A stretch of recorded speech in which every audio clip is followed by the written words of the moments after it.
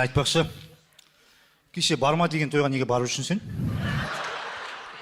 Енді апамның тойы емес пе? Ұят қой, қарасам қалай бармаймын? Не апаның тойы болса, не кішкене ұзындау көйлек киіп алмай ма? Қысқа көйлек киіп алып, ана жерде қырық қалмақ жүр, бәрінің назары сенде. Инстаграмда қарасам 1068 еркек подписаться еткен, мен бәрін көріп отыр. Енді Инстаграм жеке өмірім ғой, өзім білемін ғой, жан. Личный пространство. Қайда отыр, жан? Жеке өмірің болса, саған жігіт керек емес болып тұр ғой онда, да?